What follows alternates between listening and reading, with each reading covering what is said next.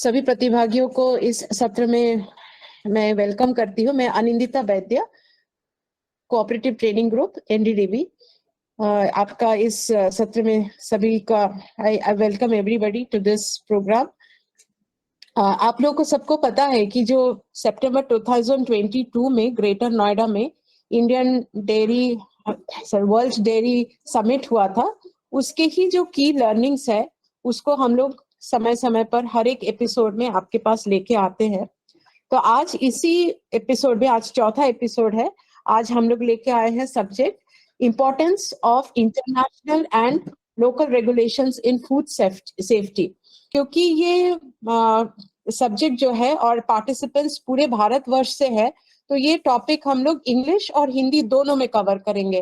From quality assurance group, I am happy to welcome Naveen Kumar, who will be taking us through the main key learnings.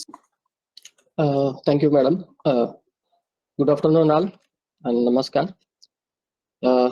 Welcome to today's presentation, which is related to importance of international and local regulation in food safety. So basically, this topic was covered under session 20 of the World Dairy Summit, which was on the day 3 of the World Dairy Summit event. This session was chaired by Mr. Sanjay Dave, former chair, Codex Alimentary Commission, and these are the four eminent speakers covered the various topics. Mr. Tom Hellendick, Secretary Codex, he covered the emerging consideration in the development of international food regulation, and Dr. Alan Seller, he is the managing partner, Center for Food Safety and Regulatory Solutions, Virginia. He covered on the Codex Code of Hygienic Practices for Milk and Milk Product. And the third eminent speaker was Ms. Virgin Rivas, Global Director, Regulatory Director. She covered the ensuring consistency and practicability in food regulations. And fourth session was presented by Mr. Sunil Bakshi. So, so he talked about the evolution of food safety and quality regulation for milk and dairy product in India. So we'll move on to the each session in the coming presentation. So now we are moving to, before moving into the main part of the presentation, I would like to share the introduction on International Dairy Federation, because some of the students also there and some farmers are also there. Okay. So International Dairy Federation, it is a leading dairy expert. So उनके पास almost 39 countries participate कर रहा है to develop the various standards which are related to milk and milk product. So if you see the right side image, जो dairy में सारे domain को cover किया है, entire dairy value chain in the dairy sector is covered. The experts are member covering a wide range of activities from the administration to standard setting and even analytical part and for example climate change, those aspects also they are covering in the IDF, or they are giving the setting the standards. This is the leading source of scientific and technical expertise for all dairy value chain.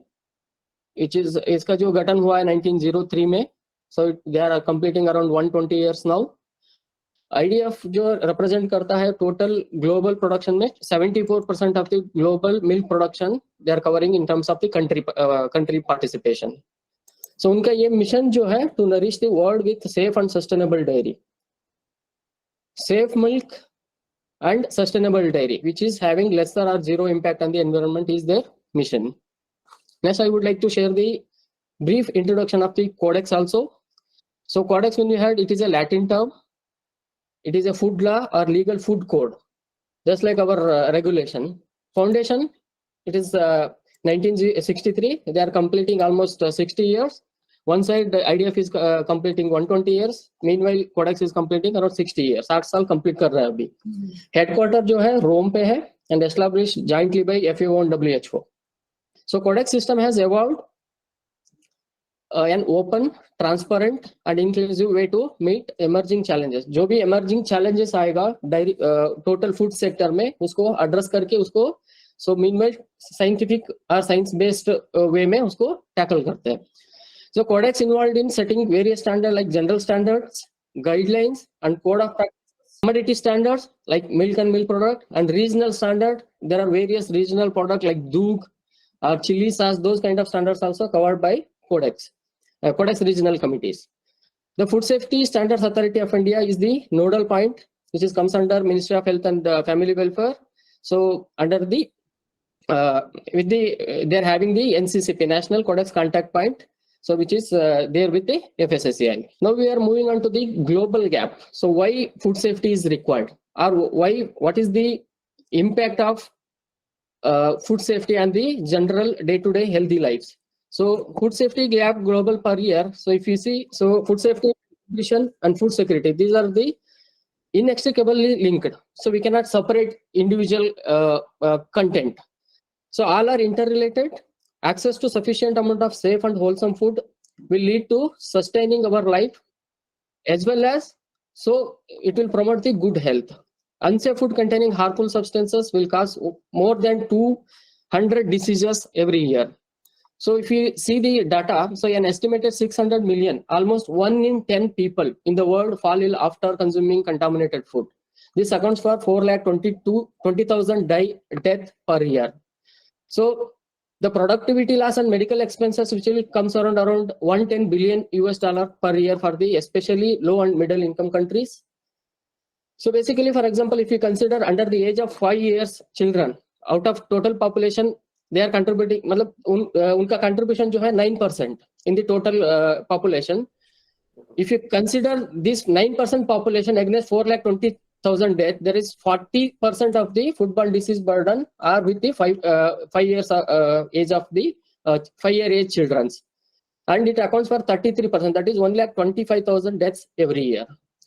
Foodborne diseases impact socio-economic development by sustaining healthcare system. For example, if you see the recent pandemic, so it also triggers the socio-economic development by sustaining healthcare system and harming national economies and tourism and trade. So if you see the Codex work, basically Codex is working on harmonizing the standard across the globe. This will give the fair practices in food trade. If you see the global opportunity, so global food industry trade, it is comes around $2,000 billion per year or in a year. This is contributing to the million tons of food is produced, marketed, and transported across the world. So across the border. So we'll see the impact. So if something happens in one country, it will impact the entire globe. So Codex is a tool to set international food standards in an open, inclusive international forum. There are various countries participating in the Codex that will cover. The basic mandate of the Codex is protect consumer health, so ensure fair practices in food trade, as well as coordinate all food standard work of intergovernmental organizations like WTO, WHO, and non-governmental organizations like IDF, ISO, etc. since 1963. So 188 member countries plus one member organization is, that is EU. So earlier, so if you see the fact, Codex started with I think 30 plus countries, and now it is developed. They are covering almost 188 countries, and 237 observers are there, including UN, intergovernmental organization, and non-governmental organization, and 100% member driven. So because basically, so Codex work on consensus building across the organization which are involved in standard setting bodies, and harmonizing the rules which will give the better fair trade as well as better nutrition and safe food to consumers. So food safety text on science and risk analysis, it will give consumer to trust the food, or importer to get the food which are specified in their regulations or which are specified based on their requirement. So voluntary, but reference in WTO SPS TBT. So wherever dispute happen in between the countries while importing or exporting, so we can, or the countries can go to WTO. So with the considering as a Codex as a reference standard. This is the general structure of Codex Alimentarius Commission. Basically, it is having an executive committee. So if you see on the downline, so horizontal general commodities are there. Basically, horizontal committees are looking after the general principle, food labeling, and contaminants and pesticide residue limit setting. These are the comes under the horizontal committee.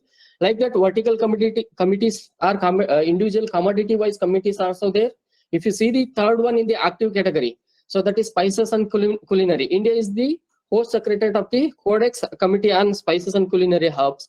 And also there are task forces. If you see the antimicrobial resistance code of practices for antimicrobial resistance, so and other components are covered under the ad hoc intergovernmental task force. So they are setting up the standard. So if you see the Codex achievement, see commodity. So Codex developed almost 221 commodity standards, out of which guidelines around 78 guideline document, 52 code of practices, which includes milk and code of practices for milk and milk product and food hygiene, etc. Additives, maximum limit for 4,130 additives, and they also set a limit, maximum residue limit 5,231 pesticide residue, and also for 623 antibiotics. If we add together all these works, it is crossing around 10,000 different standards. So Codex standard development process is as I said, it is an inclusive, transparent, as well as consensus building across the stakeholders or participating countries. So over 230 organizations, including UN, so intergovernmental organization, WTO, OIE, so non-governmental organization like ISO, IDF, AOAC, etc. So over the 230 organizations, industry bodies have observer status and they are participating in the standard setting process. These are the participating countries which are mentioned. So these are the some of the participating countries which are association with the Codex. So if we talk about Codex as well as sustainable development, nowadays we are talking about sustainable development goals. So if we briefly, if you want to understand, so like in 2015, the UN member states adopted the 2030 agenda for sustainable development goals. Under this sustainable development plan, there are 17 individual sustainable development goals divided into 169 specific targets and agreed with the ambition. The ambition was to leave no one behind. So because of economic disparity and other reasons, so they have set these sustainable development goals. The achievement of the sustainable development goals by each country is policy driven as well as programs tailored towards key target achievement. So Codex provides the global community with having science-based standards that can help countries to meet number of those targets which are depicted, which are mentioned in the sustainable development goals. Some of them are, for example, so if you see there are 6 sustainable development goals which are directly or indirectly linked to food safety. That is no poverty, zero hunger. So if you consider 2.1.1 of the zero hunger, that is end hunger, that is the one of the prevalence of undernourishment, that is the broad criteria. 2.1.2, that is achieve food security, and third one is good health and well-being. So if you consider, so which I explained earlier in the first slide, that is the deaths of the children with respect to food safety or with effect of food safety, that is which is contributing approximately around 1,25,000 deaths per year. So that also covered under 3.2.1 and 3.2.2. And fourth one is decent work and economic growth, food waste management of the chemicals, partnership for the SDGs. These are all interlinked. The Codex standards or publication shows how Codex mandate of setting standards to protect health of the consumer and ensuring fair practices in the food trade across the globe, helping countries to achieve these SDGs with a focus on following specific SDGs and their interconnection with the other sustainable development goals. So in the past 60 years of experience, Codex faced many challenges, and there are some drivers for change for the future actions also. So like there are some drivers basically. So if you see the pandemic which has happened recently and climate change, so we are talking more on the resilience food sector. And then innovation in food science and technology. There are various new startups, new technology which are coming in. How to address these technology under the Codex standards. Consumer concerns and behavior. We have to talk about the consumers and their choices. And orientation towards sustainable that I explained earlier. So there are new orientation also. The future of Codex. So what are the things we need to cover? So new food and production system. There are various food systems which are coming up with the laboratory scale, etc. Assess the full use of Codex standards. Co-sponsoring a project and implementation of Codex tests on antimicrobial resistance. These are the some of the new orientation they are facing. So if we talk about special attention of Codex towards milk and milk product, so they are considering, Codex consider milk is a special food. So milk is a raw material for preparing various or thousands of milk products. Milk and milk product are part of our environment, socio-developmental activities, and also it is linked to culture. So we are surprising, we will be surprised that milk is the first commodity standard which is developed by the Codex. So which has gone through the various committees like the Joint FAO-WHO committee of government expert on the code of principle concerning milk and milk product was held on 17 to 21 June. In this committee proposes Secretariat Commission in Rome 25 July 1963. So this committee was considered as specialist body of the Codex Alimentarius Commission related to milk and milk product. Whatever the concerns are there, so this committee will be addressing. These are some of the successful Codex work on which are related to milk and milk product. Codex developed 35 product standards and group standards. General standard for the use of dairy terms, which is more talked during last year. Code of hygienic practices for milk and milk products. Also code of practices for the reduction of effluent. These are some of the highlighted documents which are related to milk and milk product. So if we come back to use of dairy terms, so what is there in name? So there, if you specifically talk about milk, so if you use milk terminology to other product, other origin or source of product, then automatically consumer will be cheated or avoiding misleading the consumers in the main principle of Codex work, nutrition and food labeling. Wrong or misleading information has both economic as well as health aspects. So if you give the inferior product in the name of milk, that will cause the food safety issue as well as economic issue also. So the Codex general standard for use of dairy terms rightly contains the section on use of dairy terms for other foods. So the success of this document is basically more and safer milk products are available for the consumers, which will give the confidence to consumer that authentic food, milk and milk products are catered to consumers. And then that means together we need to continue making sure that milk and milk products stay safe.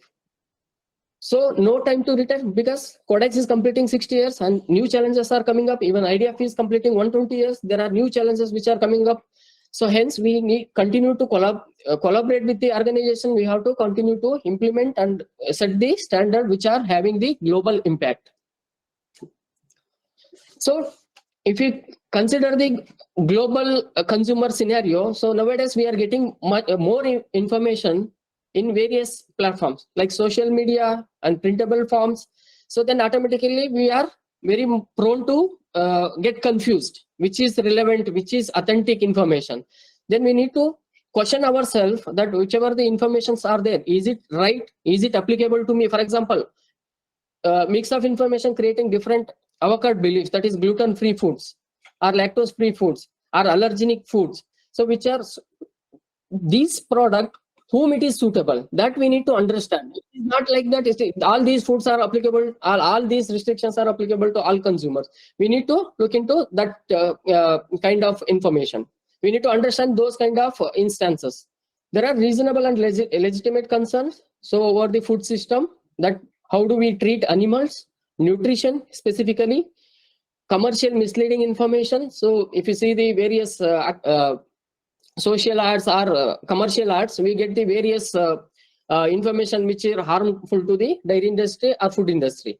Today's consumer must have the ability to evaluate risk, recognize demagoguery, and question not only other people. So we have to question ourselves regarding our assumptions regarding the particular product or particular theory. So we are all part of the food system, and we are all responsible for the delivering safe product. So we are all actor in the food system. So if we are not willing to pay the price for a better, so we will not get it. That we need to consider, because farmer has to live. So to get the better product, we need to pay for more. So this is the conclusion in the Codex terminology. Change in all areas is the only thing. We have to, or we should work closely together and together. So not only during crisis, we have to constantly working on the innovation part. Continue ensuring food safety and quality being science and evidence based, and we need to know how to sell the evidences in the right platform. we must keep in mind that health is more than the absence of diseases.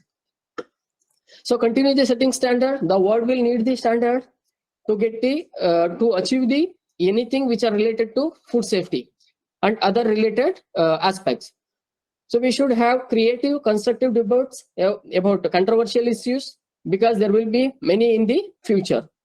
We have to learn, adapt, and invent and reinvent, question ourselves continuously. Then only we will be able to, or we will achieve the betterment of the existing.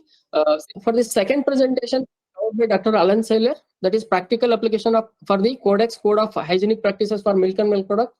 So he also talked about various foodborne diseases which are impacting the entire global population. Basically, if we talk about particularly in this slide, this graph explains food safety is a global concern. So if you see the various countries are there in the this graph, especially first two are China and India.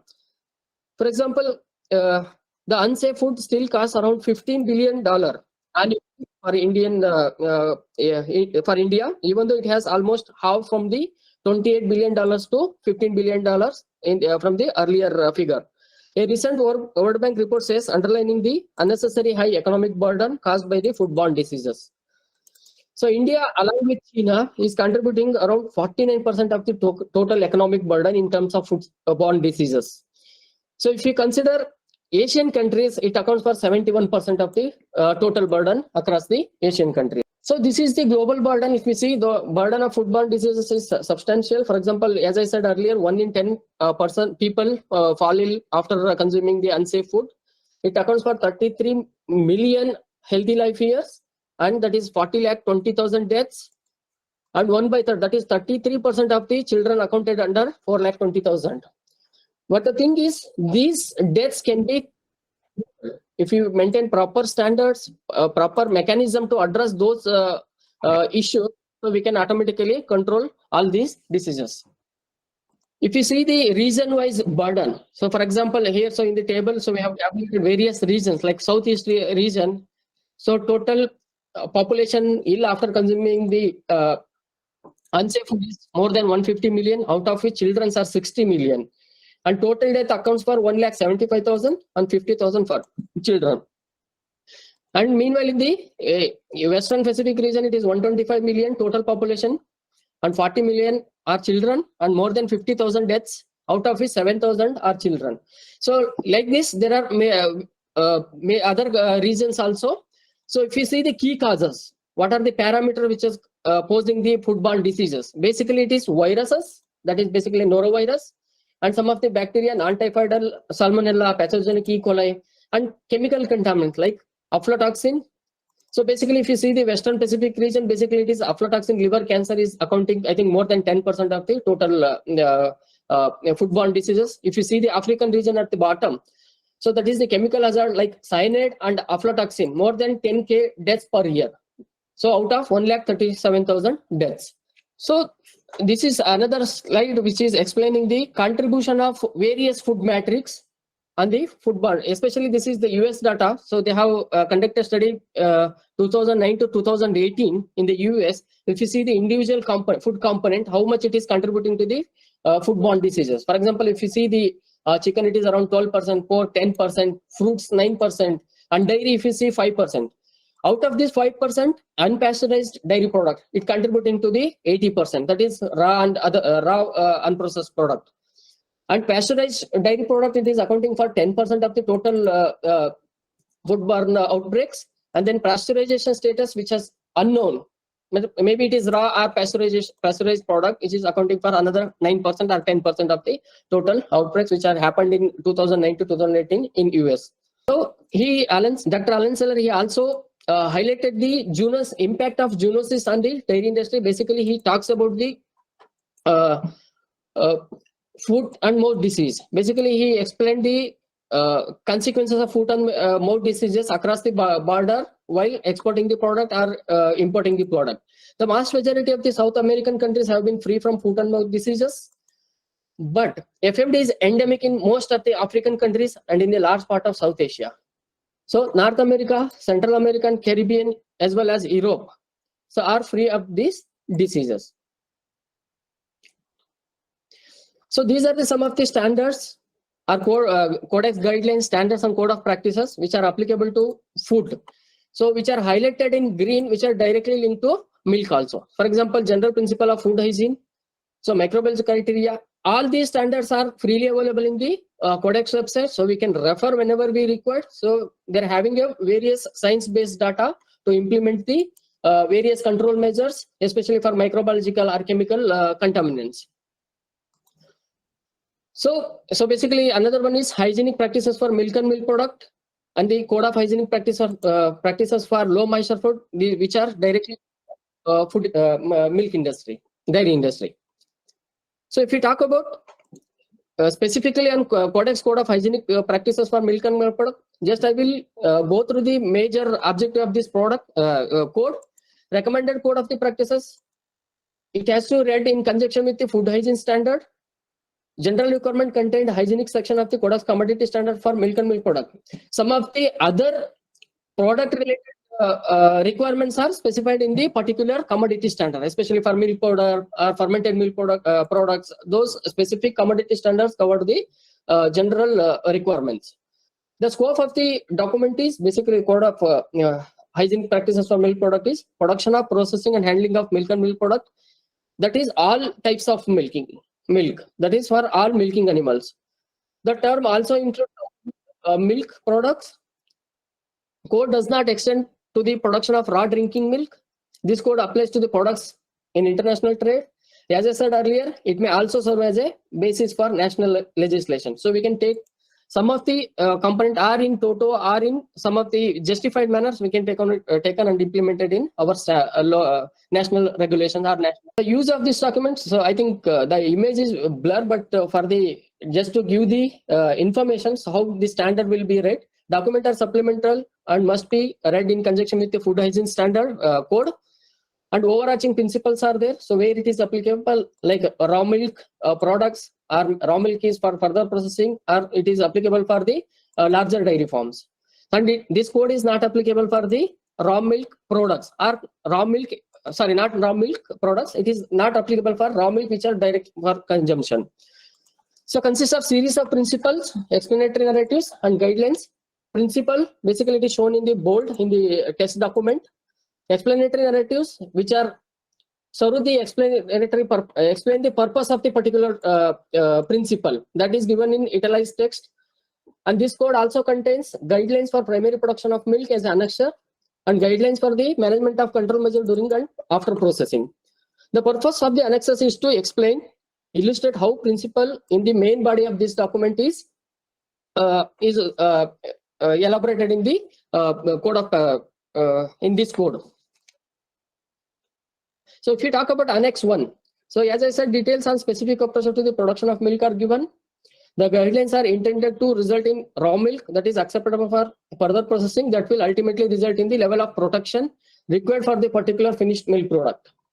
Annex 1 provides details of general approach used for primary production of milk for further processing, production of milk intended for the manufacture of raw milk product, and for small holder dairy farm. These are some of the primary production elements considered under Annex 1. So basically it is a hygiene related document, environmental hygiene. So areas and premises for the milk production, how it is to be designed, how it is to be situated, maintained, and use the manner to minimize the contamination or control the or minimize the hazard into milk, animal holding areas, cleaning, shed cleaning, pest control activities in the shed, animal milking areas. So especially veterinary drugs. So control use of veterinary drugs and minimize use of the control drugs, and taking advice of veterinarians for use of particular antimicrobial substances. Feeding dairy animals. The source which is used to feed the animal should be contaminant free. Good manufacturing practices for feed manufacturing has to be followed. So animal health basically should be free from brucellosis, tuberculosis, and minimize the use of antimicrobial drugs, which by using various alternative mechanism or preventive mechanism. Adequate measures should be implemented in order to prevent other infections. Milk used for raw milk cannot carry acceptable zoonotic agents like, as I said earlier, brucellosis, tuberculosis, any other microbial or chemical contaminants. Especially for zoonotic, it is microbial contaminants. So they also This code is also specify the use of water or quality of water which is to be used in the production, especially at the farmer level, pest control on the dairy farms, so hygiene equipment practices on the farm, and handling and storage of the and transportation of the milk from the farm to dairy, that is timely chilling and timely transportation, material consumption of the storage vessels or storage tanks or other cans, etc. Another second part of this code is Annex 2, that is guidelines for management for control measures for further processing. So basically, this is talk about dairy processing key elements to achieve the safe and suitable dairy product. Basically, talks about the HACCP framework. So how to identify the hazard, how to fix the control measure, how to set the validation procedure, and how to set the process criteria, and also talk about temperature and time control. So the annex here also specify the various mechanisms like what are the requirements for incoming milk, like stored at appropriate temperature for appropriate times, first arrived and first processed, intermediate product, how to store, storage practice, best storage practices, P4, and shorter time holding, etc. Distribution of finished product, establishment of shelf life. It is a food business owner responsibility to fix the particular shelf life along with the storage condition. Under this code, there are another 2 appendixes. Basically, these appendixes talks about the example of typical microbial static control measures like chilling, etc. And appendix B, which basically talks about the typical microbicidal control measures like pasteurization, etc. So microbiological and other specification while working out. So we have to use the HACCP framework, and there are various standards which are applicable to set the standards like microbial criteria related to foods, and code of guideline for the conduct of microbiological risk assessment. These are the guideline documents we can use for the setting the particular microbiological requirement. So incoming material, especially ingredients, water, we need to have a proper control mechanism for to avoid the cross contamination. So basically, we have to restrict the flow of the product, like raw material or finished goods. We have to have a separate demarcation, man and material movement.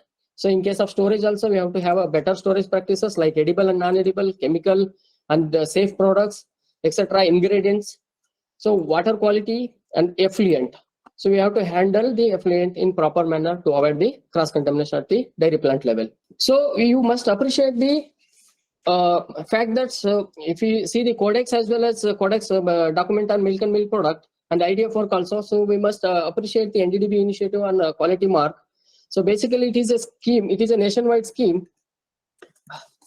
Basically to inculcate the food safety and quality culture across the dairy value chain. NDDB launched quality mark logo as an umbrella brand identity signifying safe and quality milk and milk product to instill confidence in the consumer about the quality of milk marketed by the dairy cooperatives. The quality mark award emerged as a flagship activity. Hence, it is also considered under the appreciated by the DAST, and DAST advised BAS to integrate quality mark into their product certification, and BAS chalked out the conformity assessment scheme with the assistance from NDDB. So various code of practices, various national, international, and as well the local experience gained from prevalent practices in the country are inbuilt in this system. The third presentation is ensuring consistency and practicability in food regulation. Basically, this talks about the global food safety strategy to control safe food, to produce safe food. So she talked about safe and healthy food is a human right. So we are all actor in the entire food value chain. So back, food value chain. So even though it is we have shared responsibility across the food value chain, be it regulator, be it consumer, or the consumer. So we are having a shared responsibility. So she also talked about resilience food system. So because of changing in scenario, so global presence, the food system is changing at very high pace because of limited resource available for the food production as well as climate impact and global warming. These are all real challenges and highly relevant to dairy industry also. So these kind of changes will also emerge the various pathogens or various issues posed to food value chain. These are all directly linked to nutritional quality, availability and affordability of the food, and it also increases the food fraud and adulteration, etc. So we need to address these issues. We should have a proper mechanism. How to address these issues? This is the major challenge which we are facing. To give the global strategy on food safety by identifying the key topics and to make food safety culture as a mindset. So if you see the Aristotle saying, so food safety is an act, it is not an act, it should be habit. So a way for working where everybody's role to play and know the game rule. To implement the strategy in order to global, simple approach, easier to adopt for the operators. She also highlighted the One Health approach to meet the food safety requirement, because One Health or food safety is a core tenet of the One Health approach. So if you see the definition, so it is covering entire food value chain. It recognizes the health of the humans, domestic and wild animals, plants, and the wider environment, including ecosystem. In the interconnected world, if you look at the global strategy on food safety, so it is important that international level, we have different documents and goals. We have to harmonize these roles to achieve the better food safety mechanisms. I already spoke about sustainable development goal and global and food safety. So these are the some of the around 6 sustainable development goals which are related to sufficient, safe and nutritious foods are clearly identified as relevant to all SDGs, reaffirming the interdependence between health and well-being, nutrition and food security and food safety. So in the global strategy, WHO involved in from 2002. So they have a national cooperation and addressing the global food safety agendas. Over the lifetime of the global strategy for 2002, as well as on the strategic plan for food safety, that is 2013 to 2022, there have been many incidents where WHO intervention has assisted in minimizing the associated public health concerns which are related to food, as well as bringing food safety crisis under control. So this WHO recently developed by the request from the member countries, WHO Global Strategy for Food Safety 2020 to 2030, which is ending in 2030. So while SDG also estimated during the 2030. So WHO has defined into his global strategy 2020 to 2030 for strengthening food safety system and global cooperation. Basically, the objective of this document is prioritize, plan and implement and monitor the food safety mechanism in the each countries, regularly evaluate all action toward the reduction of the incidence of foodborne diseases by continuously strengthening the food safety mechanism, systems, promoting global cooperation. This strategy gives stakeholders the tools they need to strengthen their national food safety system and collaborate with partners around the world. This strategy contributes to the achievement of the SDGs and will be reviewed in 2030 when the world will reflect upon the progress made towards sustainable development goals. In the global strategy for food industry, so WHO decided there are 5 strategic points. First one is national food control system, that is SP1, strategic point plan 1. So in the strengthening of national food safety system, so like FSSI in India, with establishing or improving critical infrastructure and component food control system. For example, so in this component or in this strategic plan, so it is highlighted that we have to strengthen our national food control systems with the capacity building, developing enabling framework of food legislation, standards and guidelines, laboratory capacity, human resources, food control activities, as well as programs and emergency preparedness capacity. And the second strategic point is emerging risk. We have to see the future of food safety system, how it is impacting various changes like global warming, like climate change, like war crisis, how it is affecting the food system. We have to consider those and we have to look forward to identify and evaluate the food safety arising from global changes and transformations. Competent authority should have a cross-disciplinary team like One Health approach, adapt risk analysis or risk management option to emerging food risk competent option to emerging a monitor and take up the early development of international standards. And the second one is evidence driven. We should be science based. We have to have a data to substantiate our stand in front of the global platform. So clear organizational goal, we have to inbuilt our food policies into our organizational goals. There should be a clear regulation, but it should be simultaneously flexible to implement at the field level. Cooperation between operators and authority. Increasing the use of food chain information, we have to use the data in such a way that to establish a logical conclusions. Harmonization of the controls and efficient system of food safety incident at each level. And the fourth strategic plan is people-centered. So whatever we produce, it has to go to consumer. We have to consider the consumer choices. We have to give assurance to consumer and communication of food safety emergencies or crises. Cooperation with the media to release our authentic information to the masses. And fifth one is cost-effective mechanism. So if you maintain quality, it should be affordable also. And food security, essential component.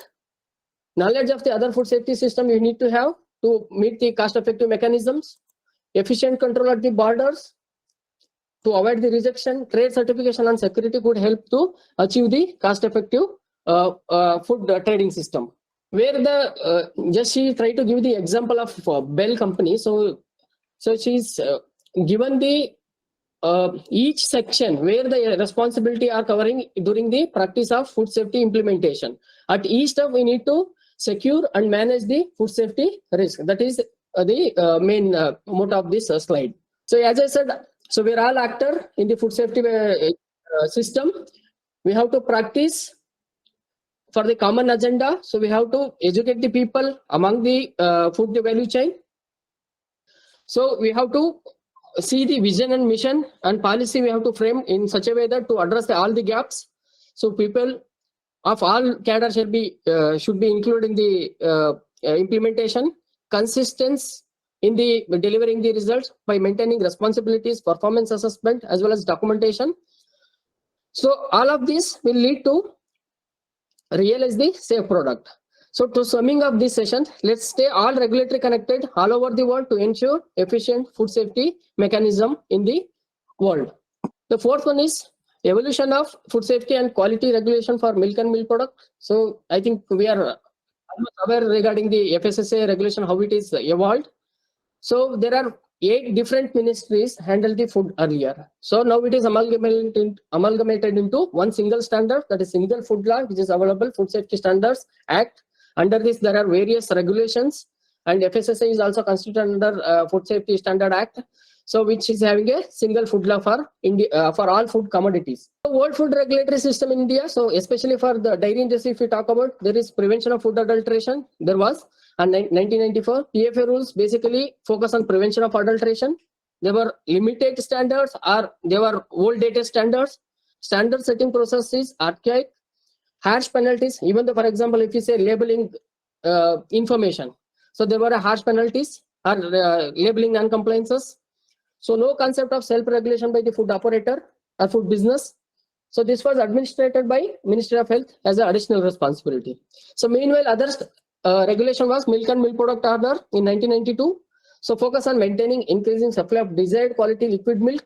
The basic aim was to maintaining and increase the supply of the quality liquid milk, regulating the production, processing, and distribution of milk and milk product. Elementary hygienic measures were specified under the regulations. This was controlled by DAST and F, that is the Department of Animal Husbandry and Dairying and Fisheries. There are overlapping mandates across these 2 ministries as well as these 2 regulations. So Food Safety Standards Act 2016, it is an integrated food law, as I said. The mandate is to consolidate multiple laws, establish single point of reference system, establish food safety and standard authority, that is FSSAI, lay down science-based standards for food products, regulate manufacture, storage, distribution, sale, and import of food products, ensure availability of safe and wholesome food for human consumption. That is the main motto behind the integration of all these laws. So the scope covers basically animal origin, plant origin or packaged drinking water, primary unprocessed and semi-processed food, genetically engineered food, organic food, nutraceuticals, substances and water used in foods. The scope excludes farmer or farming operations, supplies used in or produced in farming, crop or products of crops produced by the farmer at farm level, live animals, animal feeds. So basically, whenever national food safety regulations or agencies develop, basically the regulations will be developed based on general principles like endeavor to achieve an appropriate level of protection of human and health, and also protection of consumer interest, as well as including fair practice in the food trade. So risk management decision also considered. So while framing regulations, specific standards shall take into account, these are the things: prevalent practices and condition in the country, so international standards and practices, or else risk management based on the available scientific evidences. It has to be transparent. Protection of consumer is the main aim. Prevention of fraudulent, deceptive, unfair trade like adulteration, etc., need to be considered while framing the regulations. This is the general architecture for the development of standard. Decision to frame a regulation is initiated, and then development of proposal. This proposal was submitted to scientific panel for the risk assessment and scientific opinion. Then later, once it is passed through the scientific panel, it is submitted to scientific committee for the risk management recommendation. Once it is done, the food authority will be taking the decision for the publication. Once it is published as a draft, it has to be circulated for the public consultation for around 60 days time will be given for the commenting or observation we can communicate to authority.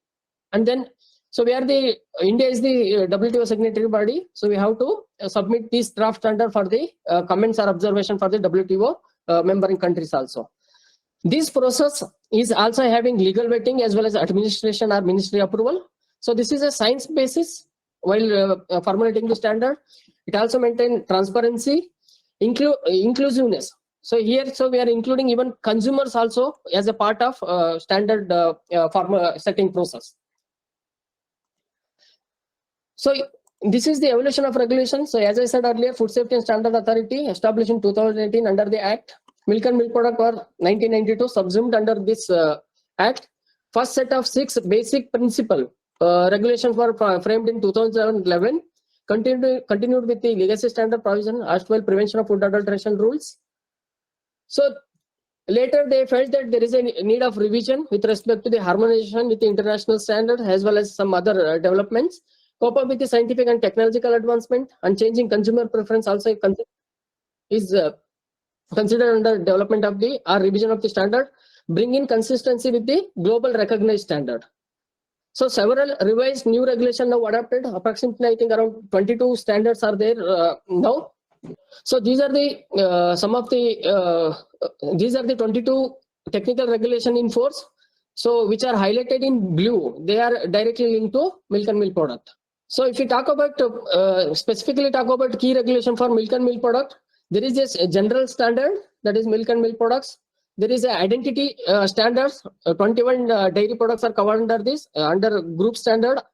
Proprietary food, fortification of milk or fortified milk powder, milk-based infant food, probiotic foods, organic foods are covered under the identity standard.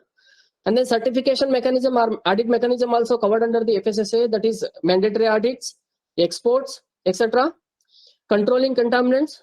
There are prescribed limits fixed under the regulations for the heavy metals, pesticides, antibiotics, aflatoxin, melamine, and microbial criteria. Product testing requirements also specified by the regulatory agency, that is FSSA, scheme of testing and inspection for milk, basically. Periodic testing of the contaminant based on history. Recognition of laboratories also part of the product testing requirement. Approval of rapid testing kits is also one of the work area. And manual for method of analysis. The regulatory agencies already published so many manuals which related to food analysis. Requirement for how food is handled, treated, and sold. General principles and licensing conditions also given. General and specific labeling requirements also given by the under the rules. Criteria for label claims is also defined. Packaging material requirements, suggestive list of packaging material also given under the Packaging Act. Condition for sale of certain dairy products. There is a restriction of restriction and prohibition of the Act also is in effective under the FSSAI. So these are some of the areas not covered, but how they are indirectly covered under the FSSA. Primary production excluded from scope of FSSA Act. As I said earlier, no direct regulatory oversight for the primary production. But however, non-regulatory intervention include adoption of code of practices. They have guidelines documents or requirement under the licensing and registration, promoting use of good agricultural practices, good animal husbandry practices, and good animal feeding practices also covered. Collaborating with other concerned departments in central and state governments to develop the standard. Regulation on animal feed contemplated to address the food safety issues. Animal health aspects addressed by the government department through different legislative framework also in place for to release the safe product at the primary production level. These are some of the silent features of revised milk and milk product regulations. Basically, the driver is experience or collaboration with IDF and Codex work lead to various revision. For example, harmonization with the international food standards, uniform standards throughout the country. If you see the buffalo milk, cow milk, earlier it is having a different country having different standards. Now it is common. For example, ghee, which is recently notified. Condition for using dairy terms clearly dairy products from the non-dairy products. Provision for differentiation between standardized dairy products and analogs. Flexibility for innovation. Use wide variety of ingredients and additives, especially they are talking about the dairy terms and the analogs. Provision for more product variants. Hygienic measure in operation based on recognized principle of food hygiene. Risk-based approach for the standards for setting the standards for contaminants. Regulatory methods to for analysis based on the recognized national and international methods. So engagement with IDF and Codex work basically consistent to achieve consistent and active participation in the Codex work, especially in the CCMMP from 1994 onwards. Other committees, CAC from a modest beginning to a now we are participating in the full-scale participation in the last 2 decades. Collaboration with IDF basically and the CCMMP Codex Committee and Milk and Milk Product primarily through INC IDF, Indian National Committee on IDF and NDDB. Some silent features in the successful participation. These are some of the achievements. But as a India, general standard for use of dairy terms, definition of milk, standard for individual cheeses, use of buffalo milk as a raw material, other dairy product standards, code of hygienic practices for milk and milk product, risk analysis principle for Codex Committee on Food Hygiene, code of hygienic practices for milk and milk product, HACCP working out the general principle for the under the food hygiene, that is HACCP framework, so etc. The key message of this session is India's food safety regulatory framework essentially based on model food control system and internationally recognized principles.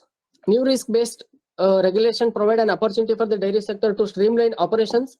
Managing quality and safety must include every area of the dairy value chain. Specific focus required on measure to produce good quality raw milk and to handle raw milk and processed product hygienically. Measures taken should be demonstrable, that is science-based, should be science-based through adequate documentation and results-oriented. Adapting to the new regulatory ecosystem, key to enhance competitiveness and consumer confidence. We have to keep watch on the global scenario for implementing various food safety mechanisms into our system. Then only we will be able to achieve the better food safety and better quality. Quality is everyone's responsibility. So across the dairy value chain, whoever is participating in the chain, we are all responsible to meet the end target, that is safe product. Thank you. Thank you, sir. Thank you, Naveen. Thank you.